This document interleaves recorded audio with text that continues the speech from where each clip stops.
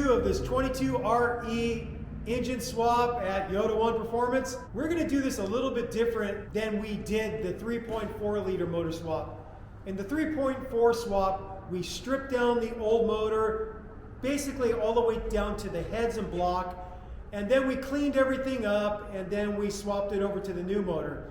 What Nick suggests you do is, as you're taking a part off the old motor, you clean it up to your liking, and then you put it on the new motor. That's going to be your best bet so you don't get confused on where all these fasteners go. It's going to be a little bit more straightforward for you to not have to keep track of all these different parts and fasteners. So remove a part, clean it, get it onto the new motor. And that's the way we're going to do this part too.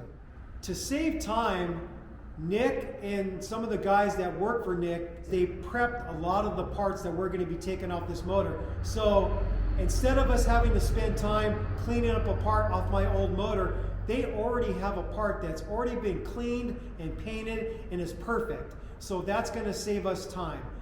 Before we start showing the swap over of parts from the old engine to the new engine, we're going to bring Nick in here to explain how they go about rebuilding these engines to basically bring them to above original spec. He's going to describe all the particulars that make this a really solid build that's going to last you for a whole lot of years, and you're going to have a lot of fun going wheeling wherever this engine is going to take you on your adventures. This is our most popular engine. This is a Stage 1 22RE. I'm just going to give you some real quick basics on it. We start out with a genuine Toyota core, so a genuine block, crank, and rods. Cylinder head is going to be aftermarket replaced.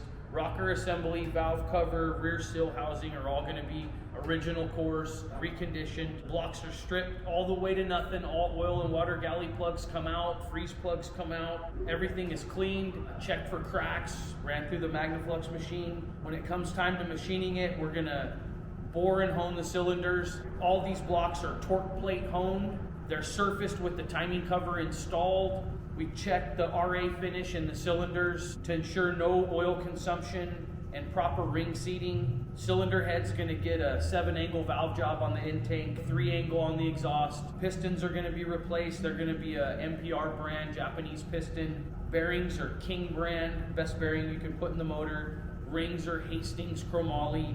Our Stage 1 engine also has 75-pound valve springs, as well as intake and exhaust ports are ported all the way in to the short radius. Timing set is going to be OSK, which is original Toyota. Oil pump and water pump are the same. The gaskets are also genuine Toyota gaskets. So that's it for the basic build. This is a Stage 1, so it's going to have our Stage 1 Performance camshaft in it. It's also going to come just like you see right here, minus the oil cap. It's going to have the powder-coated valve cover on it. Oil pan and pickup tuber installed. Front seal and rear seal are installed. Water pump is included.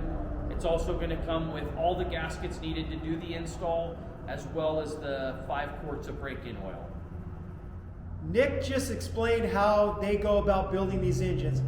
He gave a whole bunch of information, and he used some terms that you might not necessarily understand, but basically what he's trying to say is that they build these engines very well. They take a lot of pride in the way they build the engines, and they know that this engine is going to last their customers for a whole lot of miles and a whole lot of time.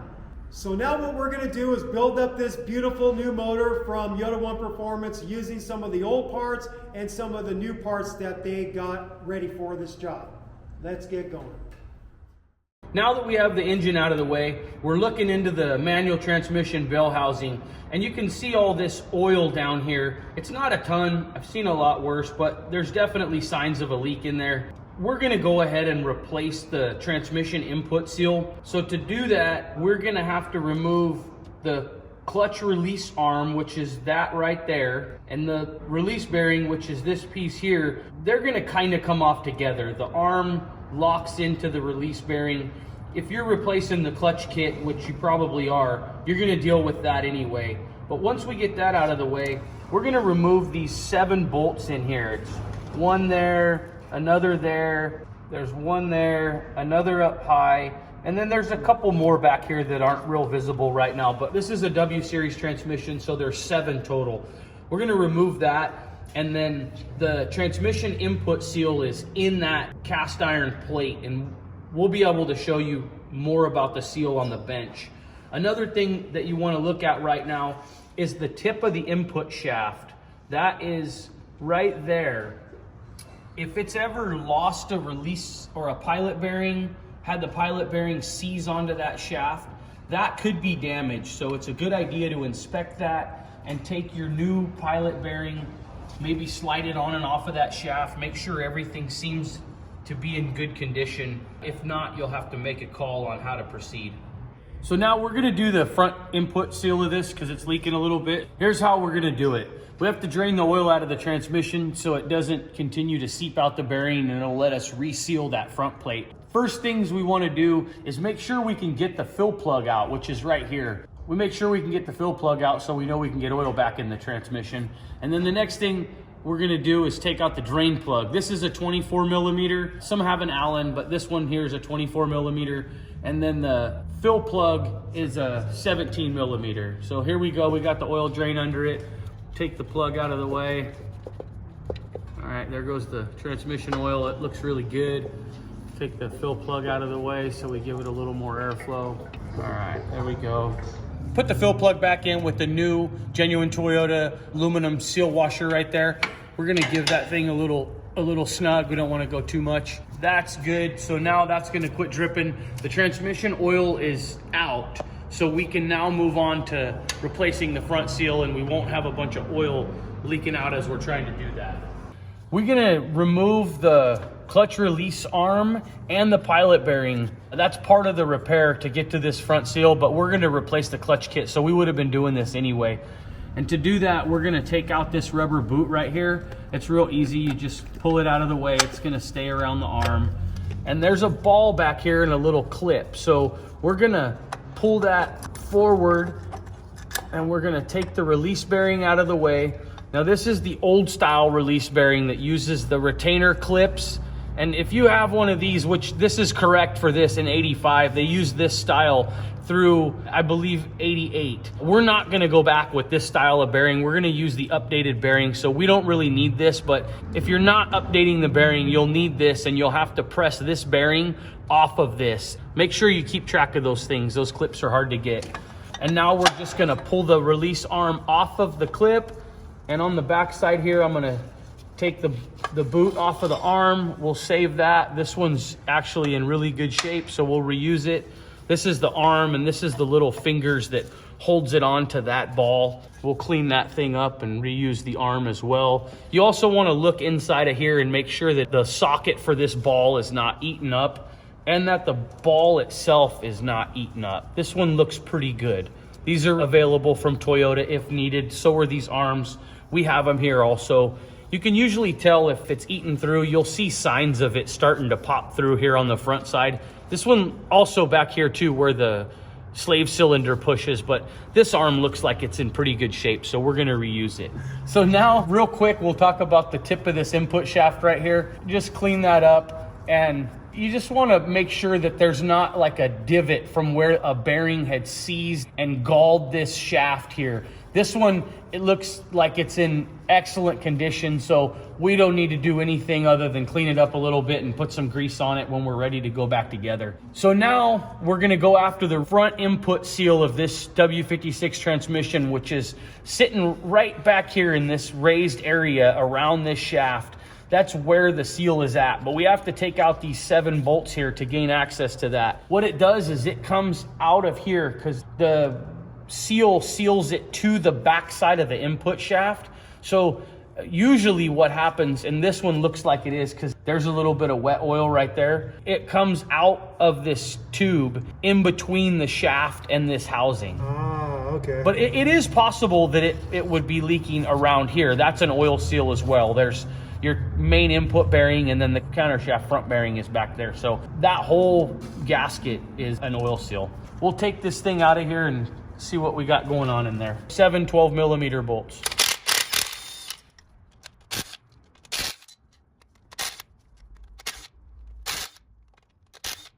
We're just gonna use a rubber hammer and just give that thing a little tap, and it'll pop right off just like that. And now we can pull this housing out of the way. And look at there, you can see your front countershaft bearing and your main input bearing. It's a good time to take a look at that. That bearing looks like it's in pretty good shape. It's spinning real nice and free.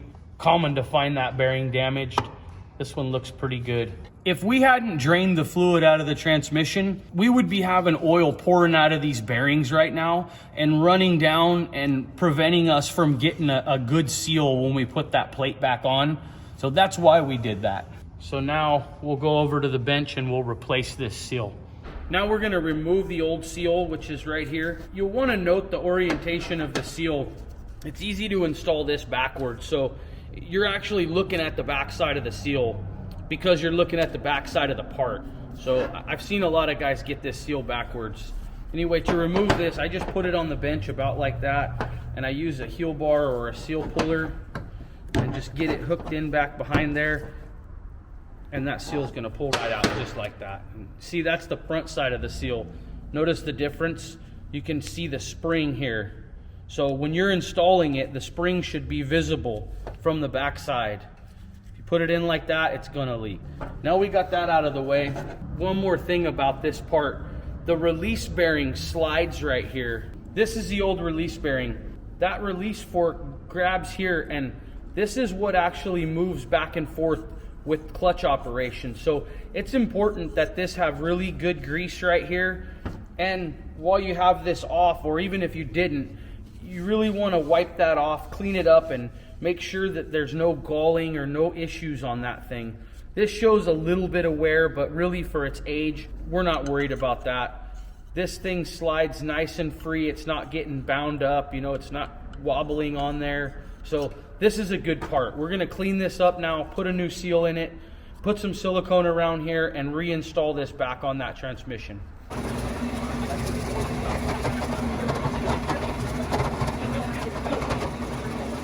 We've got this seal housing cleaned up and free of all oil. Now we're gonna put the new seal in. No real reason to clamp it. I just want something to hold it, so I'm just gonna set it there. It's not tight.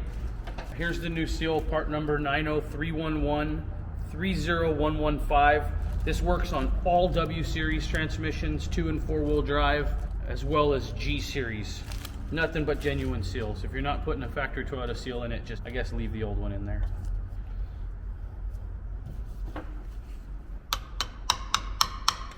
And remember, the spring side facing you. Now you don't use any oil for insertion? No. We will on the seal itself, but not for... That's a really, really light press on that seal, so... Okay. We don't really need it. What kind of seal driver is that? It's a random piece of metal. Oh. So you saw that Nick used a press sleeve. If you don't have something like that, you can just get a socket that fits the outer diameter of the seal nicely, and then just knock it in with a socket. Or a piece of pipe maybe, whatever is going to fit the outer diameter of the seal well, and it just takes a light amount of force to knock it in. One more thing that we're going to do is try to get this seal to ride in a different spot on the input shaft. So I'm just going to tap this in just a little bit more. I'm going to go all the way back. It's not a huge difference. You can see it's only about 1/8 of an inch maybe, but that's gonna put that in a new spot on the input shaft. The reason that we would change locations of where the seal rides is over time, the rubber seal, as hard as it is to believe, the rubber seal will actually wear a groove in the steel shaft. So we just wanna try to get this seal to ride somewhere other than where it's been riding to avoid that groove. We're using ultra black on this. Hopefully you don't ever have to take this thing off again. This part of the shaft right here is where this seal rides. That's where you would want to inspect for any damage. I've looked at this one, it looks pretty good. So we're just gonna go ahead and go back on with this. We've got some silicone on here. You could use a gasket. I prefer silicone right here. A real important thing though is, since this is a shaft seal, and some of Toyota's shaft seals ship with some grease in them, this one does not. So it's really important to get some grease on this seal, just like any other shaft seal. And I'm also gonna put a little bit on here too, just because it has a tendency to just wipe right off of the seal. So we're gonna put a little bit of extra right there. And that's to keep this shaft from getting the seal hot before the oil gets to it. Now I noticed that you used what I would call like minimal amount of sealant. I probably would have went bigger, but that's enough, huh? That's enough, yeah, absolutely. And we don't want to get a bunch of silicone in those bearings.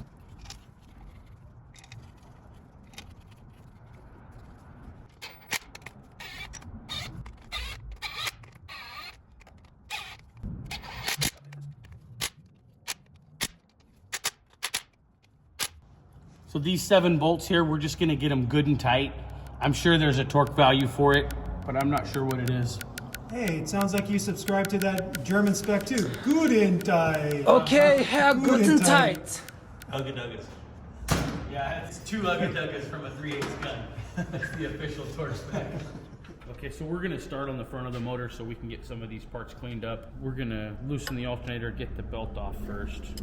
So this is a 12mm wrench. See how this is all the way out and the belt's still loose? This is probably the wrong belt. So we're gonna use a 14mm and loosen this alternator. So that's the pivot bolt. Get this belt out of the way. And then we're gonna take off the fan clutch. I could have left the belt on and pushed on the belt to provide tension, but these are not that tight, so I'm gonna just be able to hold the pulley and Drop the wrench. So I'm just gonna go around and loosen all these. Give me that belt back. We'll show them a little trick too. You can use the belt to stop the pulley from turning. He's just using the alternator belt to apply a little friction to the pulley to where he can get those 10mm nuts loose.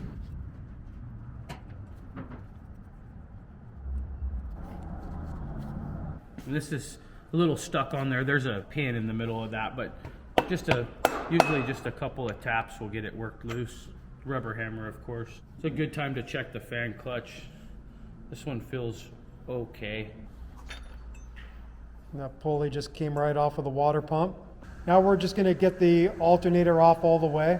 This just locks it in place. Once you get the tension on the belt where you want it, then you lock it in place, and then it won't allow the tension to lessen. Now we'll get the bottom bolt. This is the pivot bolt. And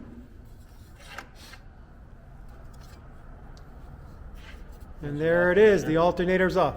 So we're going after this bolt right here. It's the power steering support bracket. It's a 14mm. Now we're removing the upper alternator bracket. It's a 14mm bolt. Sits right here. Now we're gonna remove this balancer pulley. This is a big 19mm. This thing can be really difficult to get off. Hopefully this one's not. Just like downtown. It doesn't always go that way. A little bit of oil coming out of there. That means that the crank seal was leaking then, huh? No, it could have been, but really it'll leak around the keyway. And that's probably what was happening, was leaking right down this Oh, key. through the keyway? Yeah. When it does that, the bolt usually does a good job of keeping it in. So I mean, you can put a little bit of silicone in the keyway if you want, but I mean, you could see it wasn't leaking out of there. And there's your front seal. So the front seal wasn't leaking. You can see it's dry underneath it. We're gonna remove this mid radiator hose. This is a silicone hose, so we're gonna reuse it. Usually we would be replacing this hose, but this has been replaced recently and it's silicone, so I'm sure it's in good condition and we're just gonna reuse it. These are aftermarket clamps. This looks like it got a silicone hose kit and it probably came with these clamps.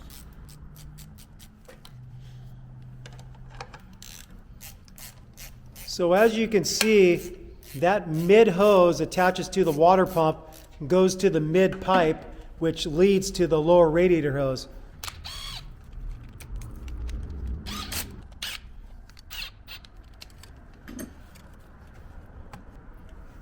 It's in good shape. Yeah, there's no pitting on that at all, huh? No.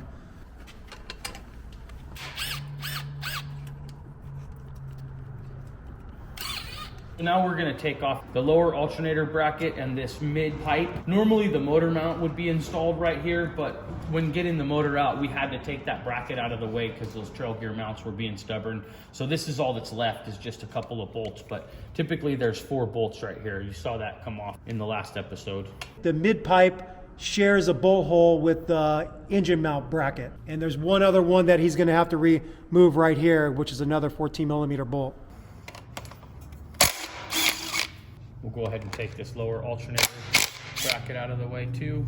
Now we're gonna put the lower alternator bracket onto the new engine along with the coolant pipe. You know what, really right now we should be doing the motor mount because it slides in behind there. You're gonna have 2 different size bolts here. There's gonna be 2 short ones and 2 long ones. You'll notice that this mount sits like this, and the longer bolts are gonna go all the way through here on the top and the bottom. So these are both the 2 longer bolts right here. And then you go over to the other side, and these are gonna be the shorter bolts.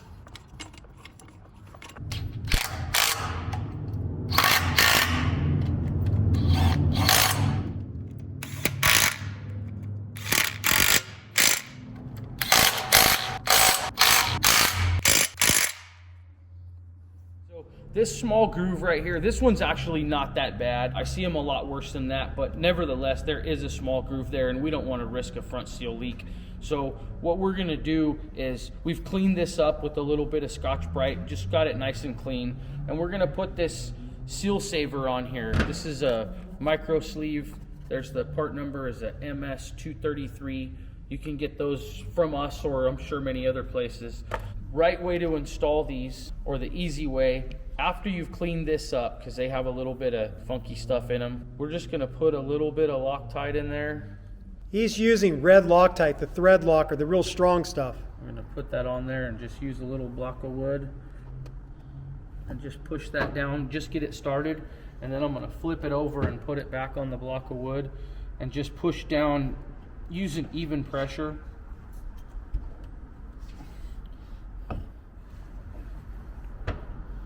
And that's it. Make sure that it's not sticking out at all, that it's as far down as it'll go. What this sleeve is doing is giving you a perfectly machined surface for that front seal to ride on. If you reinstalled this with that groove where the seal is riding, you're gonna have a high chance of having a front oil seal leak. So that's what the sleeve repair kit is doing. It's basically giving you a perfectly new surface for the seal to ride on.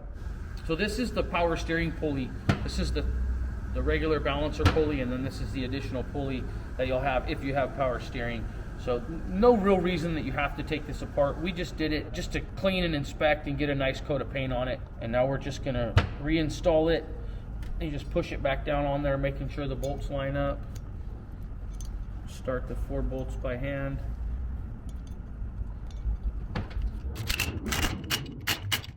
So we're just gonna put a little bit of silicone right in that key. That silicone was just so oil can't go through that keyway and make its way out towards the crank bolt. It's just a little preventative maintenance. The last thing we do before we put that pulley on is we're gonna, just like with all shaft seals, we're gonna put some grease on this, and then we're gonna come over here and we got our grease and our silicone. We're gonna line up that key with the keyway. We're gonna work that pulley on there. I'm gonna tap this back, and then we're gonna reinstall the bolt. Now I know on the 3.4s, they suggest not to reuse that crank bolt. You guys reuse them? Correct. On the 22R, you can reuse the crank bolt. On the 3.4, we do replace it with the new OEM bolt. So how many Ugga-Duggas are you gonna do on this one? Like 6. 6 Ugga-Duggas. That's a technical term, people. You just want to get this thing really tight. That's the key. You don't want it coming loose. So now we're just putting that silicone hose back on that attaches to the water pump in the mid pipe.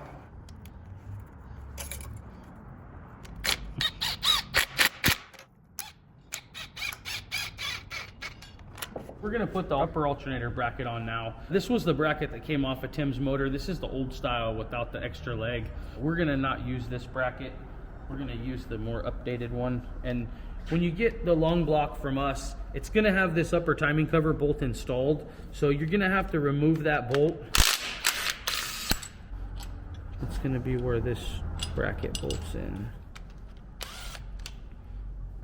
So we're just adding this for this extra support arm on the newer alternator bracket. This is an 8mm, 1.25 thread pitch, 16mm long. Anything close to that will work for length. Okay, now we're gonna put the alternator back on. Go through here with the long bolt, swing it up here. I've left this loose. I'm gonna get the upper tensioner bolt in there. I've got the lower bolt pushed through. I'm gonna put the washers and nut back on the lower bolt. And we're gonna leave that loose. We're gonna let that pivot until we got the belt tight. After the belt is tight, then we'll tighten this lower bolt. And we'll leave this just snug as well too. And now we can tighten the upper mount bolts. And now we're gonna take the exhaust manifold off. We're actually replacing the exhaust manifold with a different one that's already been surfaced. So I'm gonna remove the O2 sensor. You may not need to do this if you're not replacing the manifold, or if you have a newer truck with the oxygen sensor in the pipe.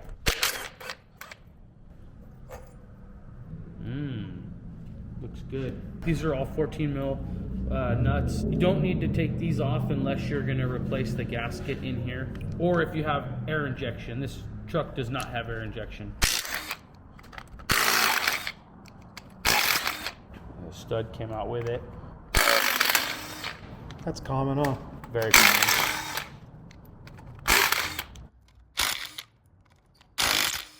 And we're actually going to replace all this hardware, so we don't need it. Do you suggest replacing them anyways? We absolutely suggest replacing this hardware. These exhaust nuts and studs have had a pretty hard life. They've done their job, and it's much simpler to replace them. Plus, it's really hard to get these. You got to do the back-to-back nut trick to get every one of these things out. And pretty good chance it's going to pull a bunch of threads out, and you're going to have to clean aluminum off of the threads. It's much better and cheaper just to replace them. We have the exhaust hardware kits like we're going to put on this motor. Just like you saw when we did the 3.4 liter swap with another Yota1 engine, it's just always good to replace these exhaust manifold studs instead of trying to salvage the old ones. It's just way easier. Less time and less swearing to get these damn things out. Just put new ones in your new motor and call it a day. So now we'll pull the dipstick tube and clamp out of the way. We recommend this tube being replaced. There's a decent chance that it won't come out of the block in good shape. We'll see if this one does or not. So the way to do it is to just pretty delicately grab it with a pair of channel locks and start to work it back and forth while pulling up on it. You don't want to squeeze too tight where you're gonna squish the tube. So this one actually came out pretty decent. We didn't damage the tube very much, so this is okay to reuse if you wanted to. Okay, now we're gonna reinstall the dipstick tube. I recommend just a little bit of silicone around there, not very much. Just a nice coat of silicone right there. Now we're gonna set that down in there, rubber hammer, make sure it's straight going in there, and tap it down. There's a little step, so you really can't go too far.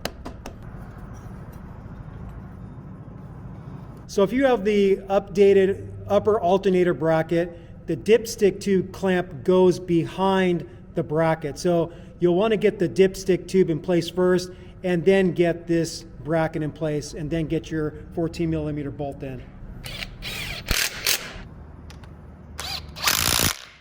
Okay, so now we're gonna do this coolant pipe that runs behind the exhaust manifold here. It's got the one 12mm bolt here, and then the two over here into the back of the timing cover.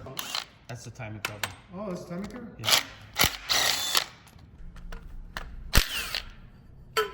This is not a new pipe, it's just a good cleaned up pipe. We don't want to run the risk of a leak, especially not right there. Slide this back there. We probably should have done this pipe first before we put those two brackets in the way, but we'll make it work.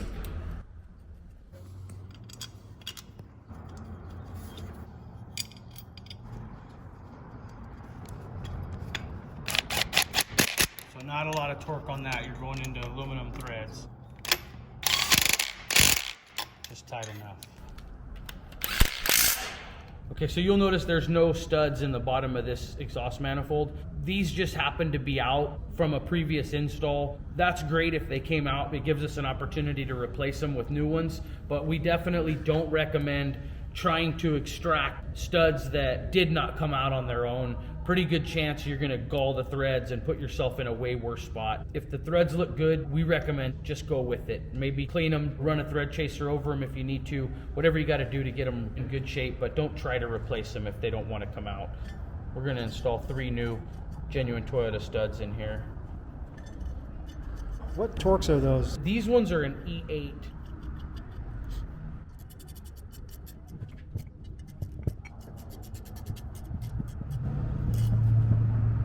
So we just installed these, get them pretty snug, maybe 25 foot-pounds or so, 25 foot-pounds, but basically until it bottoms out on the shank right here. And then we're gonna do the same thing now. We're gonna go put this new stud kit in the cylinder head. This is a good stud kit that we have for using a stock exhaust manifold. You'll notice it has 8 studs and 11 nuts. That gives you the 8 new studs for in the cylinder head, and then the 8 nuts for those, as well as 3 new nuts for down here. If you need these 3 studs, you'd have to get those separately. We do have them, but you'd have to get them separately. We're gonna install all the exhaust manifold studs. We should probably have the gasket handy because there's a couple of different choices here. I know which ones they are. This center one and these 2 top ones are for the turbo engine. We're not gonna use those. We're gonna use all the other ones. Also down here, we're gonna use the 2 outer, not the center. So this one here doesn't get used. That one, and that one don't get used on this engine. Yeah, and you can hold the exhaust manifold gasket up there and see exactly which ones you need to use. So we're gonna get all these exhaust manifold studs into the head the same way we got them into the exhaust manifold using an E8 Torx head socket.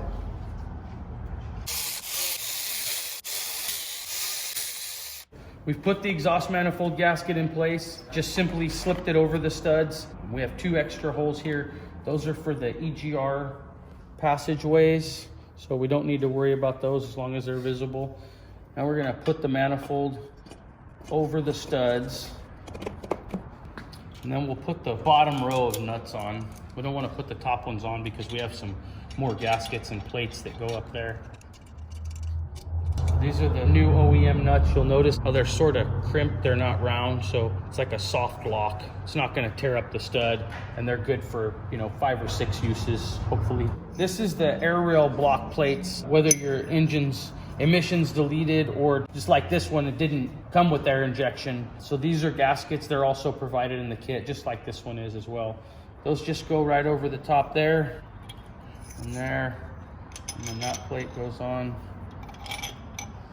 And then a nut goes over the top.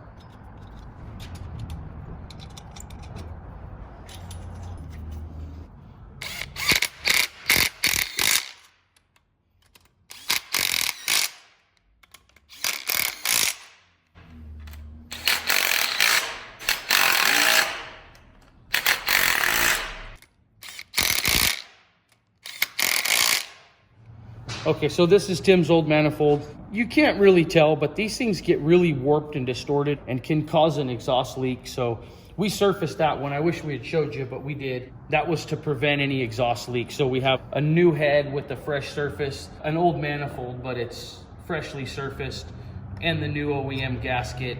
So we should have no issues with exhaust leaks.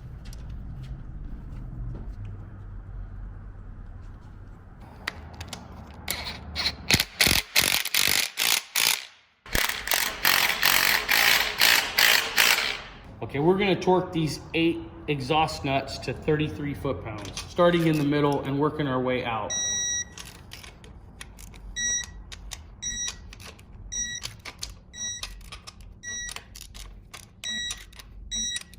We're gonna install the oxygen sensor, new gasket.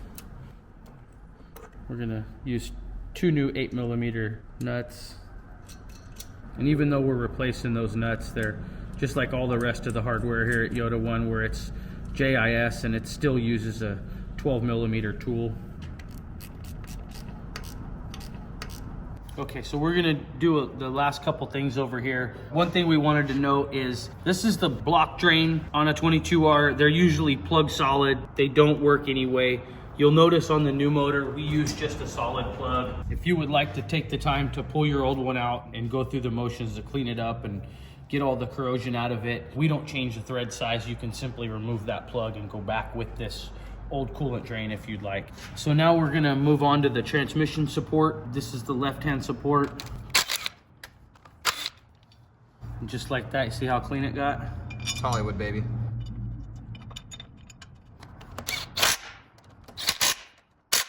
And we're gonna do the EGR cooler plate. That's this 5-bolt plate in the back of the engine.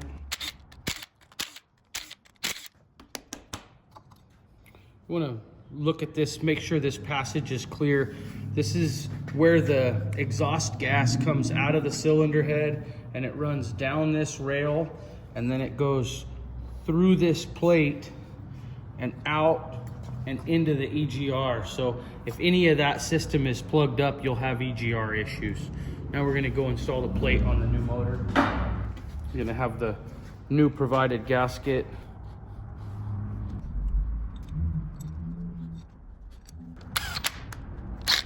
We're gonna leave that one loose because we have a coolant pipe that goes there.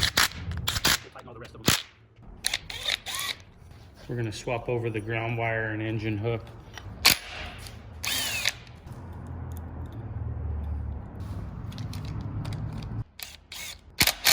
We're gonna swap over the AC compressor bracket now. It's gonna have two 14mm bolts right here, one of them hidden up underneath there, and then one more here in the front, actually two more here in the front. One of them's already missing. All right. Is that missing? We took it off, or? No, it's just missing. We'll put something in there.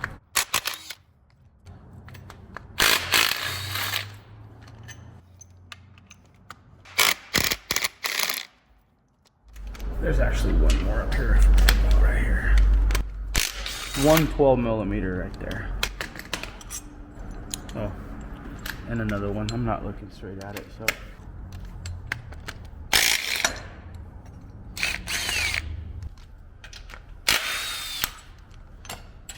So when we send these engines, we put the appropriate length bolt in here for a non-AC. You're gonna need to remove this bolt, this one, and this one if you're putting on the AC bracket.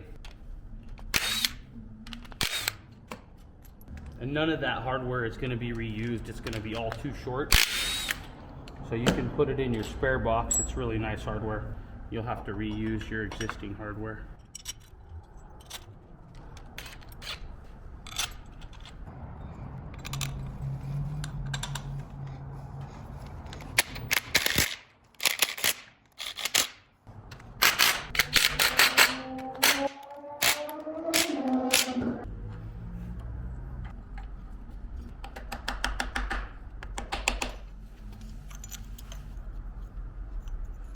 This whole pulley can be replaced. It's a non-serviceable bearing. This bearing feels good, so we're gonna leave it on here, but we do have these for sale. They're on our website. This is the 22R AC tensioner bearing. So if yours doesn't feel totally perfect, now's a great time to replace it.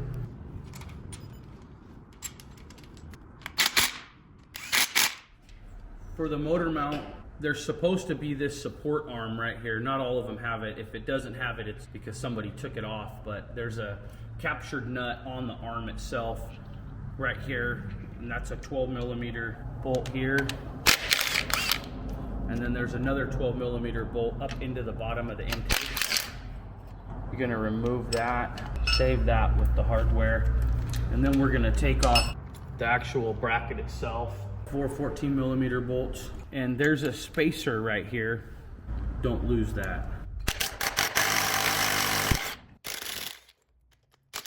And just like the other motor mount, you're gonna have two long ones and two short ones. The short ones go over here and the long ones are gonna go here where the mount's thicker. This spacer is part of the bracket and this spacer is not. So he's just separating the trail gear mount from the engine mount bracket. We're gonna go ahead and do the oil pressure sending unit.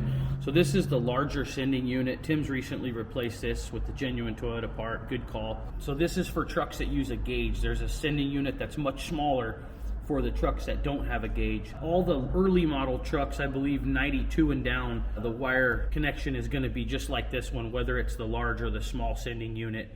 And that clip just slides right on there like that. So we're just going to pull that off, and we're going to get a 14mm wrench and sneak in there and pull that sending unit off. I'm going to be real careful because this is a pretty big piece, and those are delicate threads. It'd be easy to break those off in the block. All right, old sensor's out. So normally we'd have to clean this up, but this sensor's just been replaced. It looks great. I added a tiny bit of Teflon tape to those threads, and we're gonna go ahead and thread this back into the new engine. Just good and tight, not too much. Okay, so Tim had the bomb-proof mount, so this piece was missing. We grabbed one of these out of the container, and we're gonna go ahead and install it on there. And you got the dowel there. That's gonna go into the mount just like that, making sure it comes through the hole. And you're gonna put the washer on, and then the nut, and then we're gonna zap that on there. Good and tight. Now we can install this on the end. Okay, so we got our 2 long bolts and our 2 short bolts and our 1 spacer. I'm gonna go ahead and put the spacer on there first.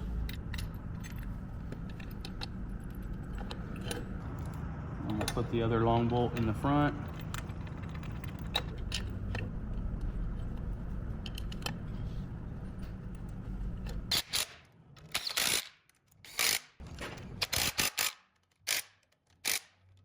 We're gonna swap over this rear transmission support for the right side. 14mm bolts.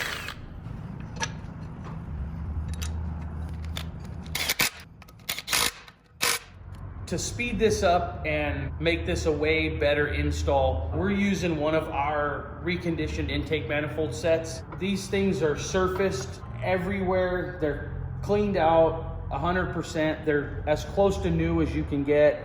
The galley plugs come out. They're soaked, sprayed, scrubbed, glass bead inside, all the chambers. They're pretty nice pieces, and they really make it a lot easier to swap parts over. So that's what we're gonna use here. So if you're gonna reuse your intake manifold, your steps might differ slightly, but all the parts will be shown, and you ought to be able to figure it out. So in other words, because we have the reconditioned intakes already all nice and pretty and resurfaced, we're going to be a little bit out of order. We're going to show putting the reconditioned ones onto this rebuilt motor first, and then what makes it nice is as we take a part off of here, we can just take it off and transfer it over to the new engine. It makes it a little bit more straightforward. You're not going to be able to get these parts as clean as Yota1 is going to be able to get them for you. So I think it's money well spent to go ahead and buy those parts in addition to the cost of your rebuilt motor from them. It's just going to make things easier for you, and you're going to have a nice cleaner intake than you would if you tried to clean it yourself. Since we're using the intake set, we're also going to use the intake hardware kit. It's just 3 studs. I'll go ahead and install these right now. These come out of the other motor really easy. You don't have to buy this. We're just doing it to make it easier.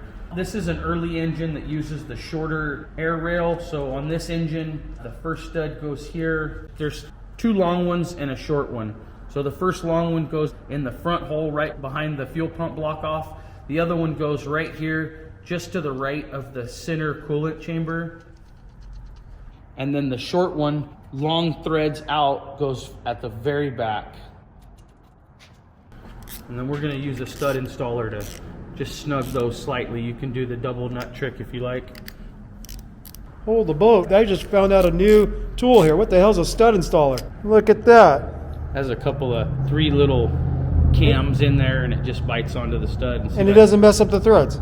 No, not really. And you can use it to take them out too. Is that a snap-on thing? No, this is AST. Leslie makes them, Snap-on makes them, Mac. Ton of different companies make them. Okay, Timmy the Toolman found another tool he's going to add to his toolbox. I like that. Now we're going to install the intake manifold gasket. You don't really have to use this silicone, but I like to in 3 different places. And you can put this gasket up here first if you like. Main reason is that you'll see right here, the gasket doesn't totally match the hole. So you can mark it like that to help you with the silicone. So what I like to do is get a little bit of silicone around this port right here. And then I like to go around here, and that's why I mark it so I know where the silicone goes. And this front one. There's this hole back here, but that's just a casting hole. There's no coolant in there, so there's no reason to put any silicone on that. And then we're gonna lay the gasket over that. Get it into the silicone, and then we're gonna do it again. Just a little bit, don't go crazy here. Really don't have to do this if you're using one of our manifold sets because they've been surfaced and they're gonna be totally flat. This is really more important if you're reusing your manifold. Could have a little bit of warp to them, not be totally flat. So that just guarantees no leak. These are the 2 intake holes. So this one here is not near as important as these 2 here, but you see how thin the material is between this coolant jacket and these 2 intake ports. And then again here, I've seen it before where the intake manifold is corroded around this area, or it's just got a little warp to it, and you'll actually get coolant coming into one or both of these 2 intake runners. So that's what the silicone's for. Now we're gonna put the intake manifold on, right on those studs. This is our complete EFI intake hardware kit. That's gonna have the 3 studs that we just installed, as well as all the hardware to hold this manifold on, as well as these studs and all the hardware for the upper plenum as well. Plus it's just really nice new OEM hardware. Makes the job go a little smoother.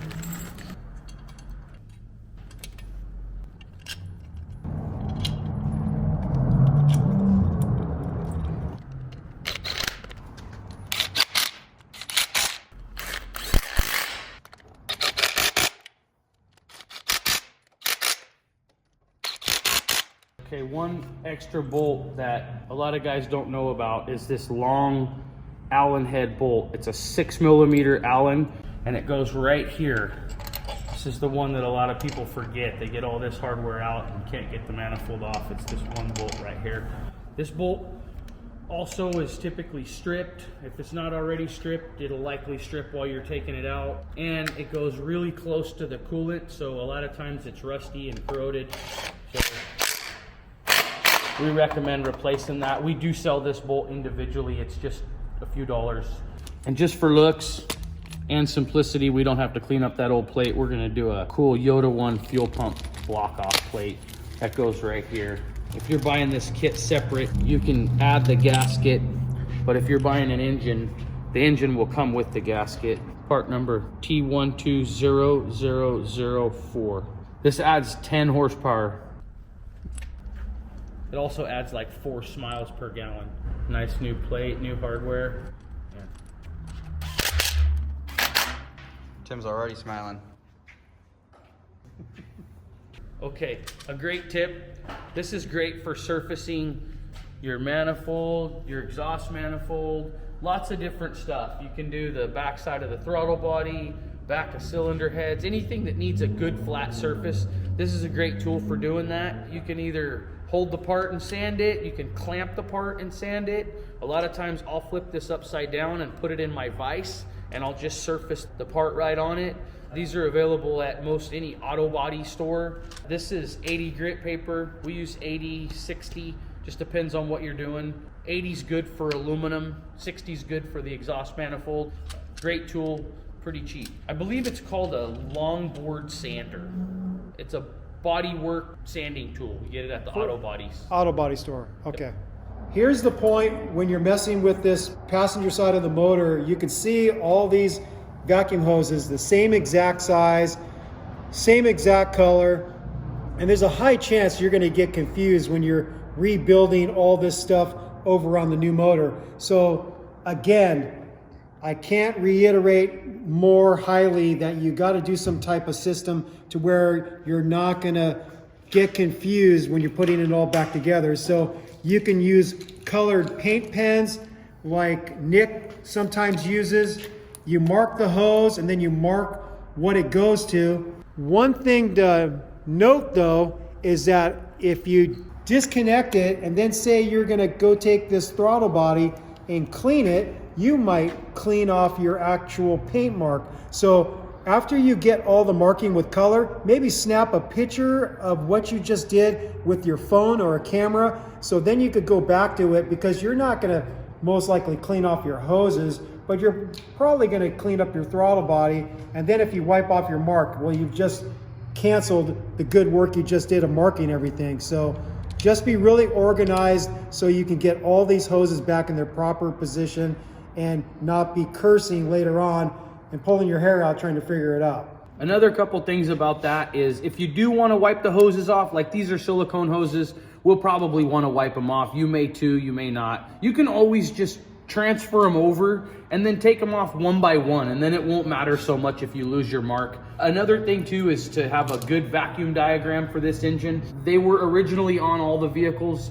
They were on the hood. Most of them were on the passenger side up near the front. Unfortunately, they ended up, most of them directly above the battery, and over the years, the battery acid and fumes from the battery has destroyed those. Most of them are discontinued from the dealer, but one trick you can do is try to find the part number for that label and then punch that part number in like Google Images and see if you can find a good image of that label. Luckily, the part number is on the label, so when you type in that number and start looking, you're probably going to get a bunch of different emission labels. So you'll know when you find an emission label that has that exact part number on it, screenshot it, print it out, whatever you got to do.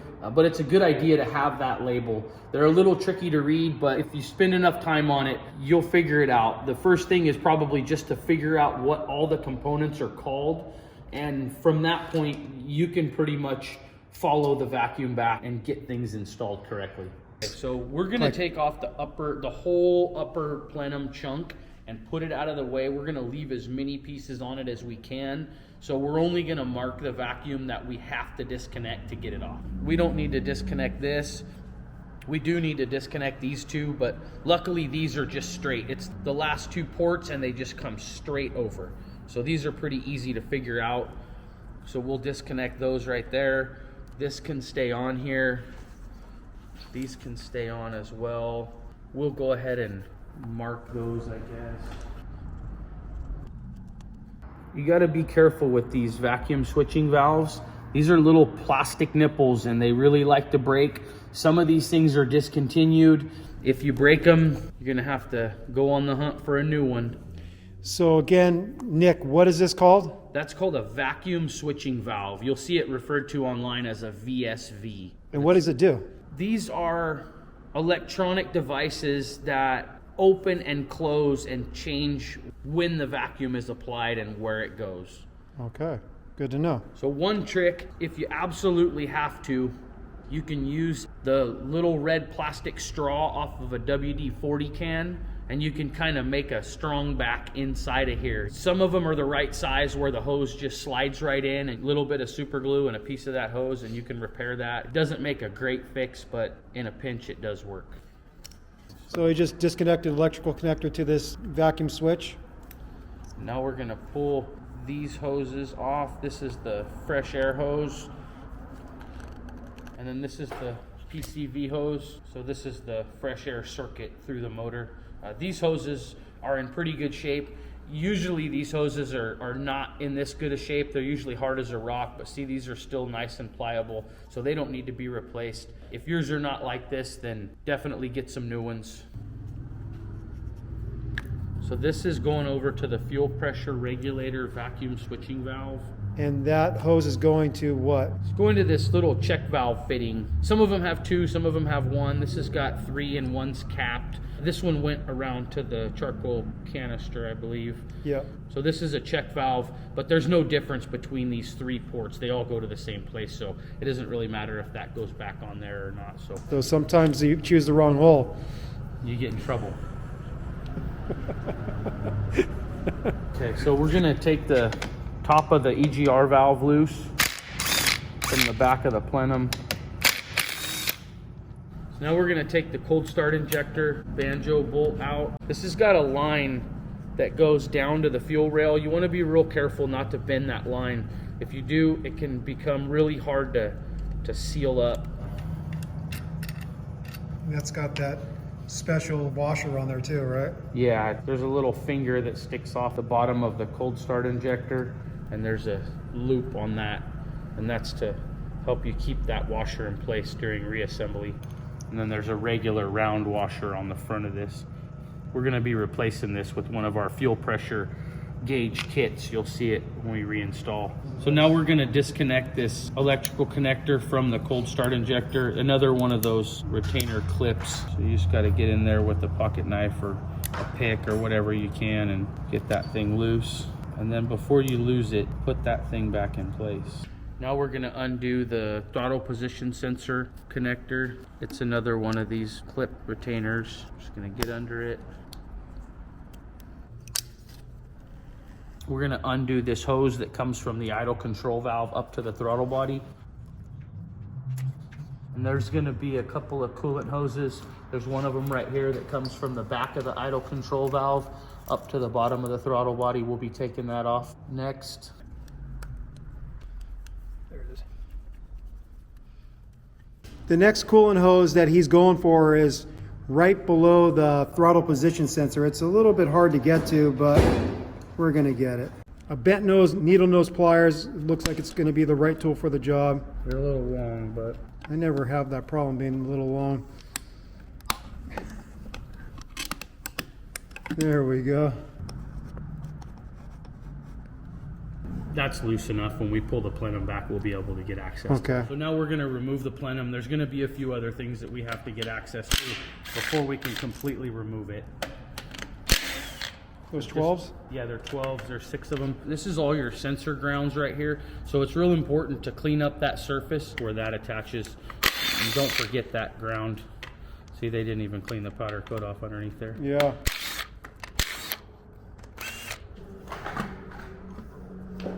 He just disconnected that coolant temp sensor that screws into the water neck. This is an actual sensor that communicates with the ECU. If the AC is causing the motor to overheat, it's going to turn off the AC. There's one more hose you'll want to get right here. That's a vacuum? Yeah, that goes down to the back side of the idle control valve. That one usually pops off pretty easy. And I think all the rest of this is loose. We just need to get that one hose right there. Okay. Now I think plenum's loose. Okay. All right. So the plenum is off now. So the hose that we were fighting goes on this nipple right below the throttle position sensor.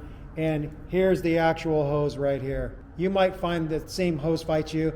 Getting the upper plenum fully loose and then getting access to the hose might be the right ticket for you too.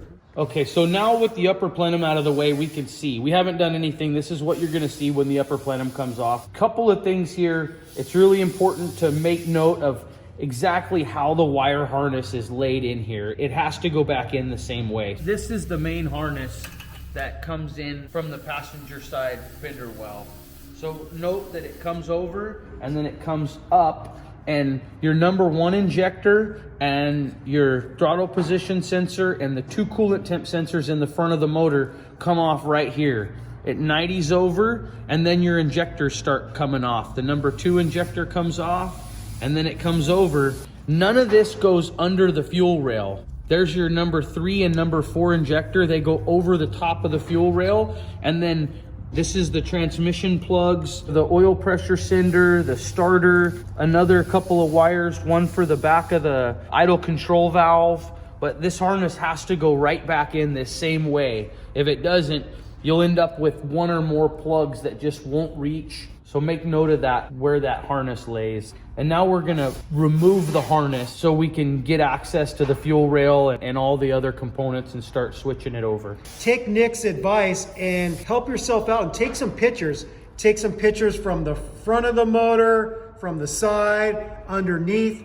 Just to jog your memory, when it's time to get this wiring harness back in, you're gonna have those pictures to consult in case you get confused, so you can get this wiring harness back on in the right position. Every one of these, all 4 injectors, the 2 coolant temp sensors, the idle control valve, they're all gonna be those same wire retainer clips. Just have lots of patience and try to not break these, because you probably won't find a new one.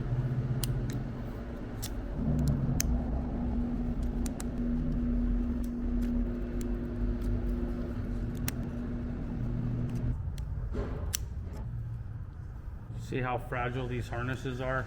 Just from taking the clip off, that chunk of the plug broke right there. There's still a piece, it's still gonna retain, it's okay. If yours are too bad, we do have replacement injector connectors. You can cut these off, solder them, heat shrink them. They're a way better connector. They still use a wire retainer, but you don't have to pull them off. They have just a little push button that you use to pull them off. Same deal where they just clip on with no effort, and then you just push the end of the wire and they pull right off. Okay, so now we can come over here. This is already loose. The rest of this harness, most of it's already loose. We have the gauge sensor right here. That's just gonna pull straight off. That's the water temp sensor that communicates with the gauge on your dash. And then now we got one more connector over here. This is the VSV for the fuel pressure regulator, which is right here. See, that hose goes right to it. This is the fuel pressure regulator, and this is the valve that controls it. All right, now we're ready to pull this harness out of here.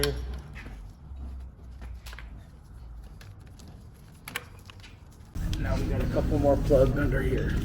We got the knock sensor. That's just a squeeze and pull. That's right in front of the fuel filter. And then there's one more plug that is on the idle control valve.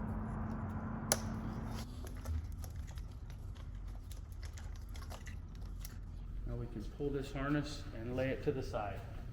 This is the fuel dampener. So we're gonna remove that so we can take this line off so we can get access to that. This was a 22 millimeter. I've seen these in different sizes, but this particular one is a 22 millimeter. So now we're gonna remove this fuel line retaining bolt. It's a 10 millimeter. Now we can pull that line out of there. There's gonna be a copper crush washer there. There's 2 different ones. There's a large one and a small one. The larger one obviously goes all the way down around the base. This one goes here. These are included in your gasket kit if you've got an engine from us. Some of these engines don't use a fuel dampener. It's just a big banjo bolt. In that case, it's not gonna use the large one. It just uses 2 of the small washers. There is 2 small washers included in the gasket set as well. Now we're gonna remove the fuel rail. It's these 2 12 millimeter bolts. Now we're just gonna wiggle this out of place. And there it is with the 4 injectors attached to it. Get rid of the rest of the fuel. We're gonna be real careful not to bend this line. There's 2 copper crush washers here. They are included in your gasket set. If you choose to replace them, you'll have them. Make note of how the line is oriented. There's 2 little fingers here to keep the line from rotating while you're tightening it, but just make sure you get the correct end of the line back into the correct spot. We're gonna take off the idle control valve next. Probably the easiest way, and what I'm gonna do is remove this one hose right here. That's a coolant hose, right? Yep, and all the other hoses can stay on. We'll just take that one off, and then there's 2 10 millimeter bolts right here. Now that valve is gonna come off of there. So now we're gonna pull out these 2 sensors right here. Tim's recently replaced these 2 sensors and everything was working great, so there's no reason to replace them. We're gonna take them out because we need to put them in the new intake manifold. If you're not gonna attempt to clean this thing real good, I guess you don't have to take those out, but we would recommend at minimum they come out so the intake can be thoroughly cleaned. We'll take this one out first. It's a 22 millimeter. If you remember the video I shot of trying to figure out my cold start problem, this one on the left side is the cold start switch. The one on the right side is the coolant temp sensor that communicates with the ECU. Comes right out.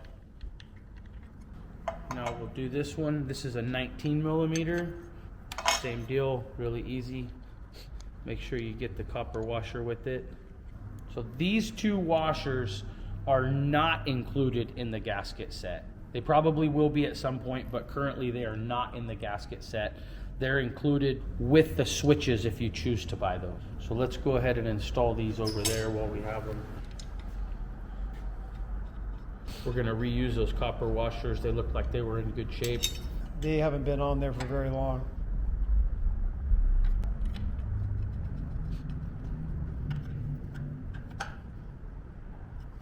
Now we're gonna go after this guy. This is the bimetal switching valve. This thing has wax in it that melts and seals and opens a passageway. It's just a really old style sensor that switches vacuum. The wax will be in there, and when it melts, it'll drop and it'll open the passageway. And it does that over and over again. Over and over and over, and hardly ever fail.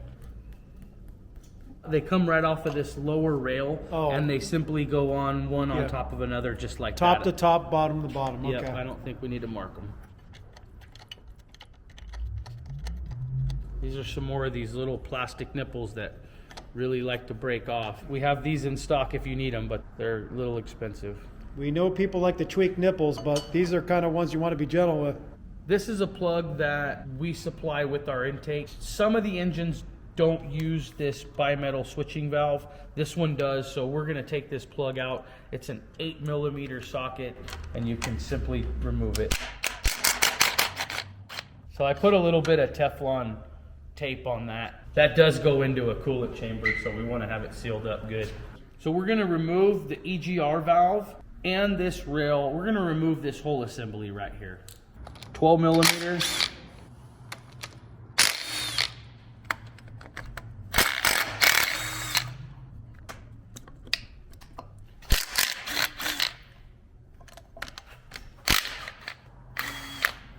$12 bolt back here. So we're gonna take the water neck out of the way now.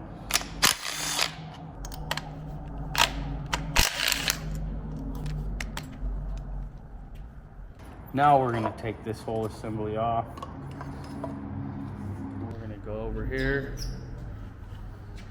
Taking this whole assembly off all as one piece makes it nice because you don't have to mess around with the vacuum hoses. They're all still attached where they need to be.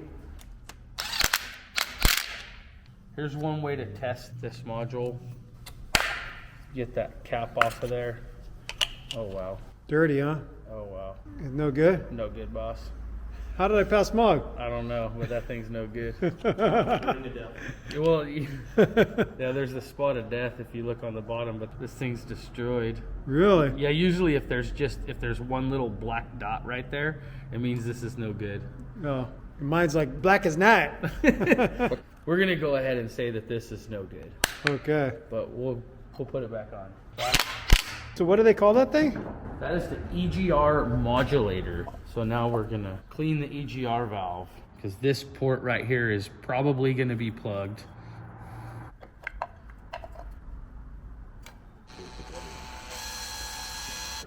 This is just a piece of cable that we cut and it kind of frays on the end and it kind of helps to go down in there. This one's actually pretty clean. A lot of times that tube is plugged absolutely solid. Sometimes you could spend a half an hour or more on that. We're gonna put the EGR valve back on. We've vacuum tested this. We've made sure that it holds vacuum. We've ran the cleaner cable through there. This port is clear. We've cleaned up the surfaces here and here, so we know that this is a good part and we're gonna reinstall it now. One thing that's important to note right here is this one bolt right here is actually a through hole. It goes into the head, so oil can come out of that bolt.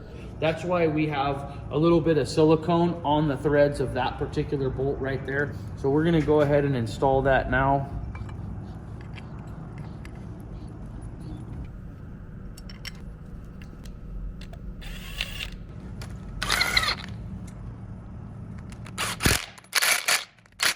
Hook this hose back up. This goes from the bottom of the modulator valve down to this port right here. Put the clamp on it. That clamp's already on. Timmy's valve was bad. Valve is replaced. EGR valve we know is good. Does this one go here? It does. I'm helping. Now we're gonna remove this fuel line from the filter because we're gonna replace the filter.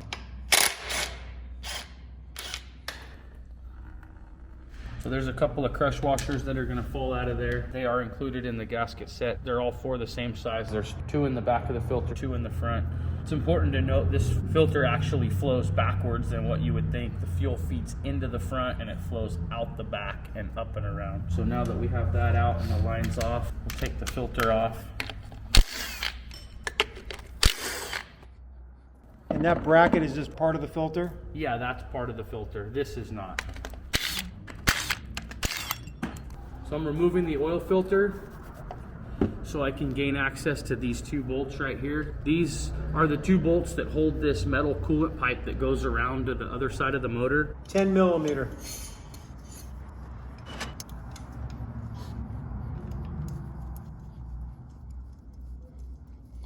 These bolts are actually in really good condition. A lot of times these are very rusted. Sometimes they break off in the manifold. Another good reason to start with the fresh manifold. We got lucky. We're gonna go ahead and reuse these. Now the other thing that holds this pipe is this bolt back here, but we've already done that bracket, so this is just gonna come loose now. It's gonna pull out of there.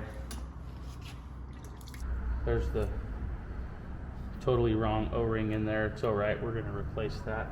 Okay, now we're gonna reinstall this pipe. We're looking at the flange right here. It looks good and flat. This thing's cleaned up nice. The ends are not corroded. There's an O-ring that's included in your gasket set. The O-ring goes over the top of that pipe.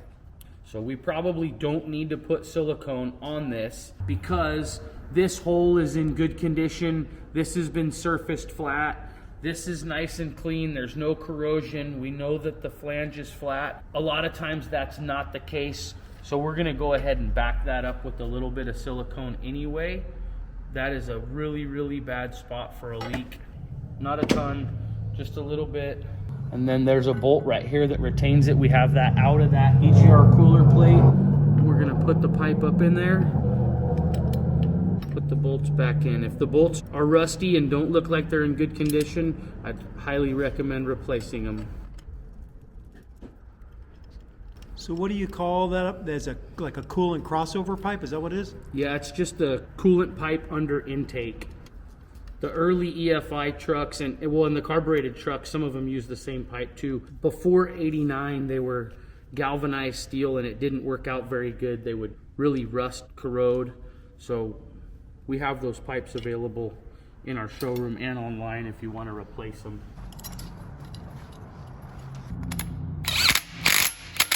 Okay, now we're gonna reinstall the fuel filter bracket. It's really important to do this pipe. See how that pipe hides right behind that bracket?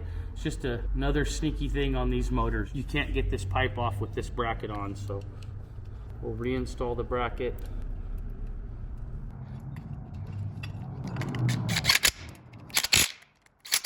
So now we're going to install a new filter. It's very faint, but it says in right there. So in is going to be the front. Don't get this filter backwards, it will cause problems.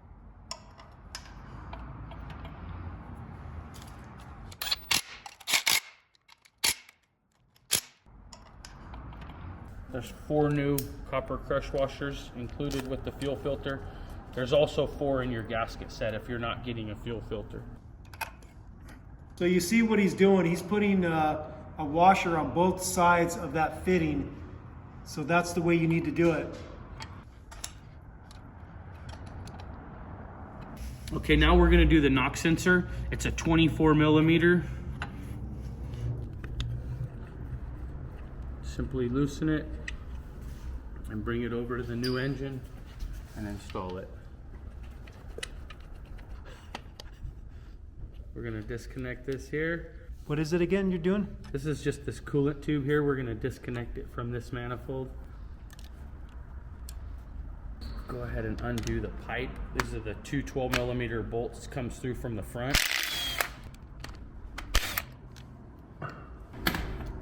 Break that loose. Work that off. Now we've got that assembly. Normally we would be replacing this thermostat. We highly advise you to do so. We just know that this thermostat was just replaced with the new genuine Toyota part. So we just replaced the O-ring and we're gonna reinstall the thermostat in there. It goes in this orientation. The valve doesn't matter as long as this is up. We're replacing the hardware because we didn't like the condition of the other stuff. This thermostat housing is in really good condition, very minimal pitting. This is a great part. We're gonna reuse it.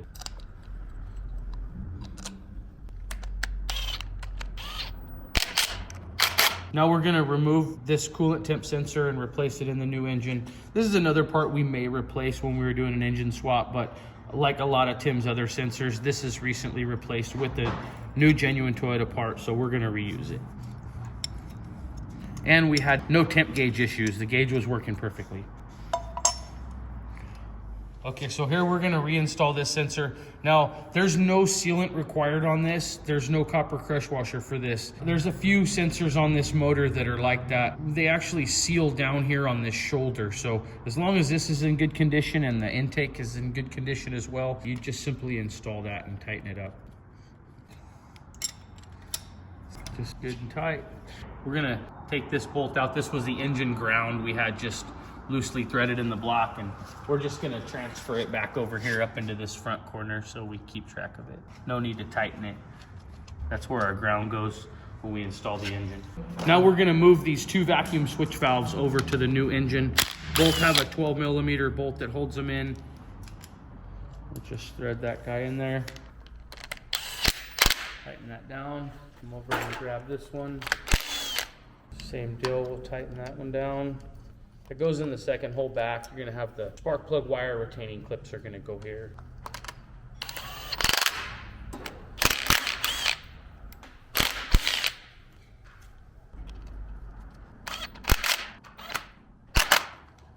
Okay, we're gonna reseal these injectors. They need it bad. These things are falling apart. That one just slid right off of the end. The O-ring here, a pick or a pocket knife, you can just take that O-ring right off. Don't mix them up. Take this upper cushion off of there. The newer cushions we're actually going to install in the manifold. We're going to start with these. We're going to put the upper cushion on, and then we're going to simply put the O-ring over the top, and we're going to keep track of this piece. It goes here, but we find it's easier to install these in the intake manifold and then slide the injector into the O-ring. The upper cushion is slotted and the lower cushion is not. Gotcha, okay. All right, let's go install the fuel rail. Okay, we're gonna install these cushions in the intake. Just simply push them into the hole. Some of them fit tight, some of them don't. Just make sure they stay in there. Just a little bit of grease on the O-rings, and then we're just gonna be real careful pushing those things in there to not tear the O-ring. We've already cleaned these holes out and we've made sure there's no burrs or any debris in there. And we're just massaging that thing in there real nice and easy. You can use gasoline, oil, don't use WD-40.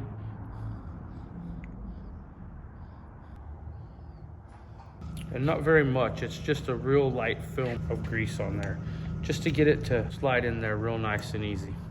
Now we're gonna bring the fuel rail over and we're gonna install it. This is the front of the fuel rail, remember that's where this goes. So this is the way it goes. And we're just gonna kind of start at the back and put the injector in the cushion and work your way down. There's no special orientation of these, just as long as the wire harness can get to it. There's little dowel pins under here that the fuel rail will sit over. You would just want to get the electrical connectors pointing upward so you could have an easy time connecting up the electrical connectors. Yeah, so we're actually gonna point these the way that they go before we tighten this down. If you need to, you can leave this loose because they move real easy right now. Once this rail's cinched down, if you twist those, you could risk tearing the O-ring.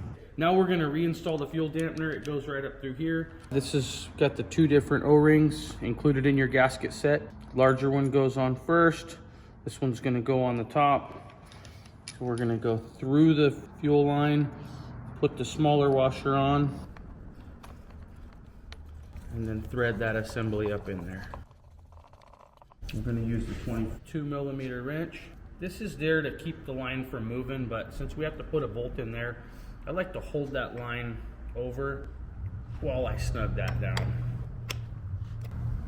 and that keeps that up against there.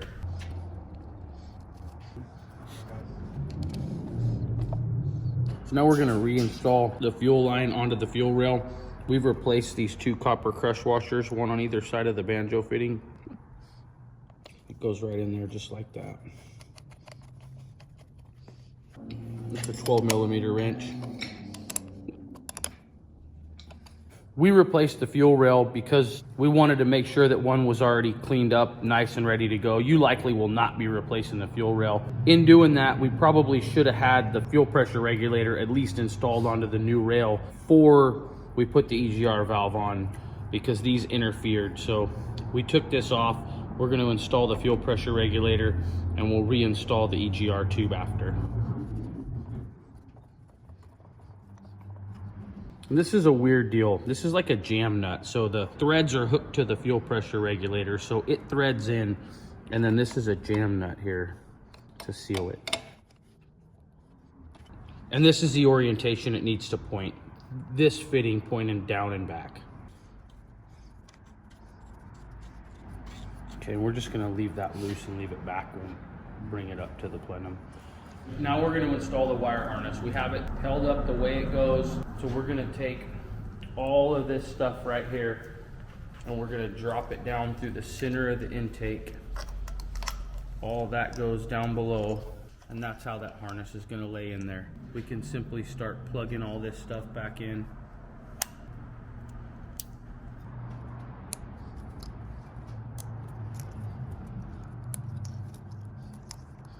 This is going to go up here.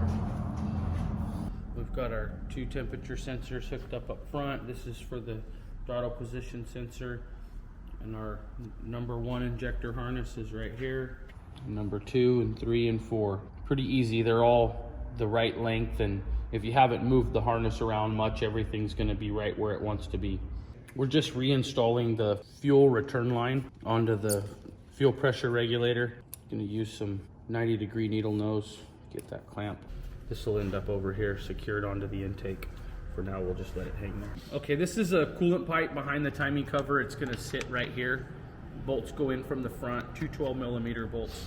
This hose lands up here. There's another hose that we'll put on here in just a minute that comes around to the idle control valve. So for now, we're gonna go ahead and get this installed. We're gonna put a little bit of silicone on here since this is a used pipe. If you have a pipe that's this style, it's important to be careful with it. This is discontinued. It's the one with the 2 fittings that stick off sideways. There's a new version of it that doesn't have this large fitting. It just doesn't have this cap, and this is moved back. So if yours is totally destroyed, there is a workaround for it, but these ones are discontinued. So this one luckily is in good shape, and we're gonna reuse it. Just gonna add a little bit of silicone here. We definitely should have put this pipe on before we put the AC bracket on.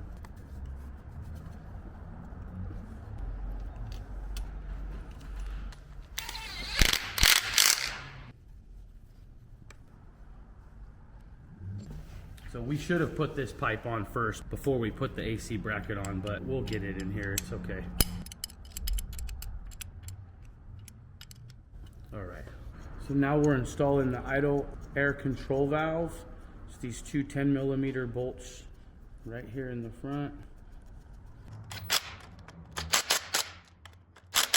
These hoses are in fairly decent condition. The big one in the back that comes up to here, and this front one. We do have these available. They're genuine Toyota.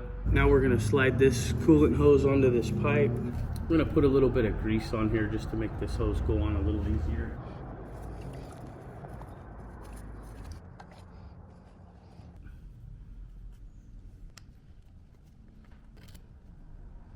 Now we're going to install a couple electrical plugs down here. This is the plug for the idle control valve. So that goes there. Then we got the knock sensor. That's right there. We'll reinstall the oil pressure switch wire. Remember that connector just slides onto that. Then this rubber boot covers it. This is a Toyota oil filter. It's already got grease on it. If you're not using that, add a little bit of grease to that O-ring. Hand tight is good enough, right? It is. So we got one plug right here. You could see that it's tied up. It was not in use, so that's fine. That's gonna stay there. We've got one electrical connector left down here. That's gonna go to the starter after we install the engine. And then we've got these are gonna be our transmission plugs. That's gonna be once we install the engine. AC plug here, so we're pretty much done with electrical. We're done with everything down here actually. So we're gonna start taking these fittings out of here. This is just a vacuum nipple with 3 ports. It's a check valve, so only allows vacuum through one way. All 3 ports go to the same spot, so it doesn't matter where your hoses end up on that. It's a 24 millimeter. We're just gonna take this piece out, and that'll get transferred over to the new manifold. And we'll take this fitting out here. This goes over to the brake booster. We'll take this fitting out here. What does that go to? This is one of the hoses that go down to the power steering. Pull that off of there. Twist it out like this. That'll work too. There we go. All right. We have that mark. That was our purple dot there. We can pull this hose out of the way. We can also pull this one out of the way. What's this chingadera called? So that is the idle up valve. This is for AC vehicles and power steering. There was a AC idle up switch that we moved over. It was the switch that was mounted right here. When that switch is active, that will increase the idle. And while the idle is up, you can adjust this to set how far the idle comes up. When the AC kicks in? Correct. Anytime it's in idle up circuit, which would be when the AC's on, or supposedly when you're steering in tight conditions, but I've never had much luck with that. With the AC, yes though. So when the AC comes on, if everything's functioning correctly and the AC idle up valve comes on, while it's on, you can adjust the idle with this. So we'll spin this assembly out of here. Okay, now we're gonna pull the last couple of pieces, which is gonna be the cold start injector and the throttle body and the throttle linkage.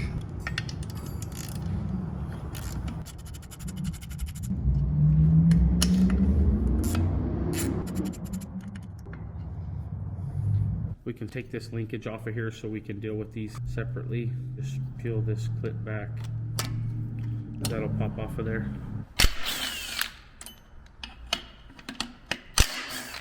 Now we can remove the throttle body.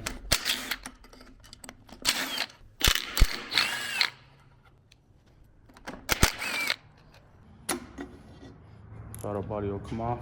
We're gonna put the upper plenum on now. Here's the gasket. That's included in your gasket set as well. No silicone, just simply lay that over the studs. And now we'll set this plenum right over the studs as well. Now we gotta mess with all this. We'll go ahead and hook this tube up so it's not holding us up.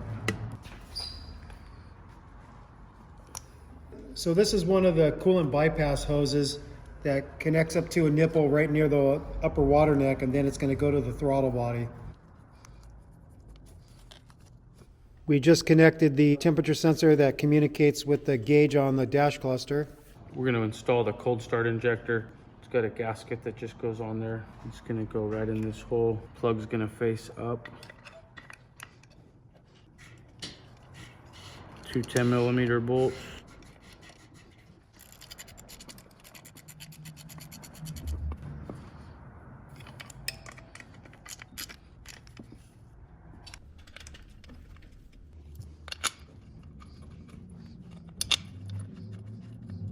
We're gonna clean this paint and get some good bare metal right there so we get a good ground right here on this sensor ground.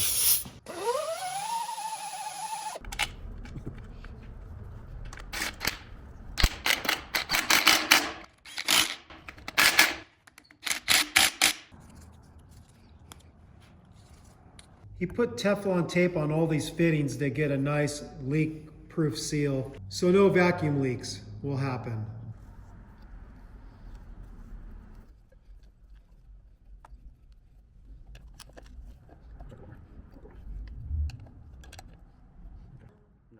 We'll use a 24mm wrench and tighten this fitting.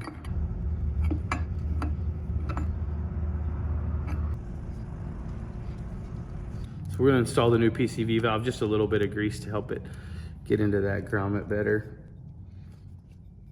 There you go. We'll hook up some vacuum here.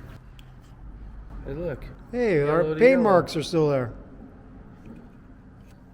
Bingo. You know where that one goes. White to white. And then this is gonna go to our throttle body. This is gonna go down to the steering. And there is one more that goes, it fell off, it goes right here. It's gonna have a purple mark on it. Let's go there. Now we're gonna install the new hoses. This is the PCV hose, that's the fresh air.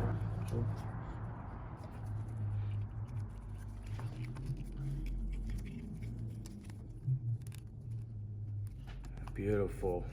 Now we're gonna connect the fuel line to the cold start injector. We got the 2 O-rings, again, included in your gasket set, and the small banjo bolt. See this little tab that sticks off here? That finger goes on there, and that keeps that copper crush washer in place while you're installing. That goes through there just like that.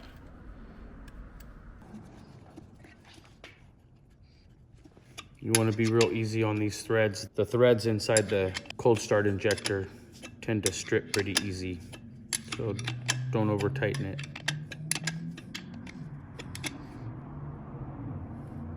Now we'll connect the electrical to it. Now we'll connect the fresh air hose.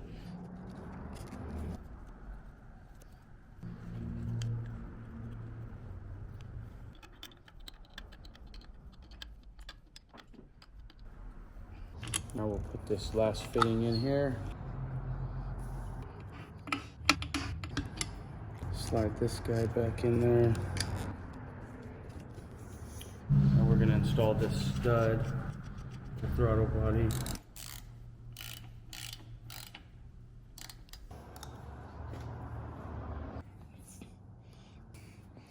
Okay, I'm gonna install that hose.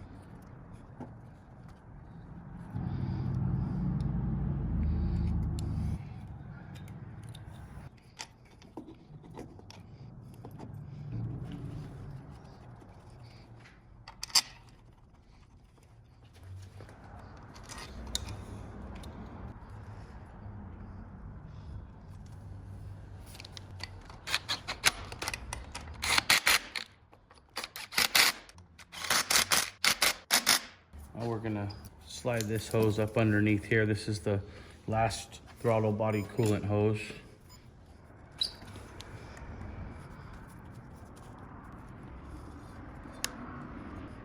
Move the clamp into place and that's good. Now we'll swing this hose up, attach it.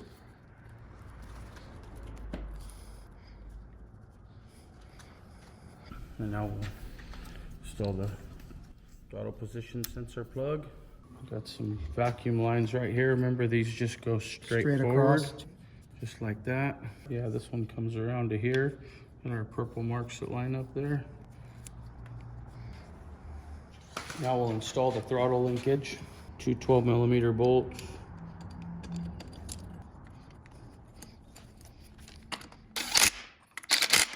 I'm gonna reattach this arm right there. You just put it over the ball and just push. Now we're gonna do the rear EGR tube back here. So we're gonna just slide the gasket in there.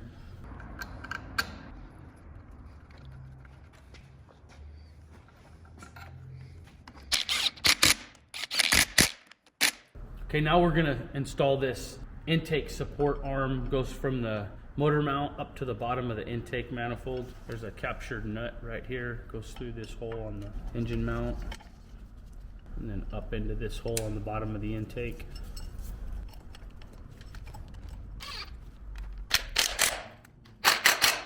Okay, so we only use genuine Toyota spark plugs. They should come with the gap preset. Typically, as long as this sleeve is on there, that tells you that nothing's contacted that plug, but it's still a good idea to check.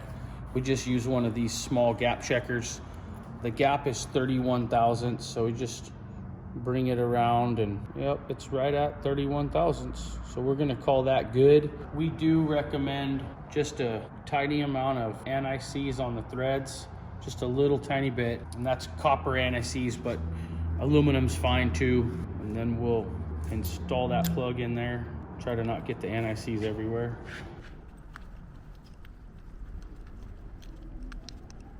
And then we're gonna torque these in. It's 13 foot-pounds. There we are, 13 foot-pounds. We're gonna do that to all the plugs now. All right, this concludes part 2 of us stripping the old motor down and building up the new rebuilt motor. Not every single piece is back on the engine. We're gonna put those final pieces on once we get the engine dropped in and the engine bolted to the frame with the motor mounts. Join us in part 3, the final part, where you're gonna see us install this brand new, beautiful motor from Yota1 Performance. And in addition to getting the motor in, we're also gonna put in a new flywheel, new clutch, and new pressure plate, and the pilot bearing.